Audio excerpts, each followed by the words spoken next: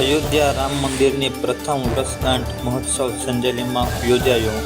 મળતી માહિતી મુજબ આજ રોજ તારીખ 22/1/2025ને બુધવારના રોજ સંજેલી તાલુકાની અંદર સંજેલી નગરમાં ભગવાન રામના અયોધ્યા મંદિરની પ્રથમ વર્ષગાંઠની ભવ્યથી ભવ્ય ઉજવણી કરવામાં આવી.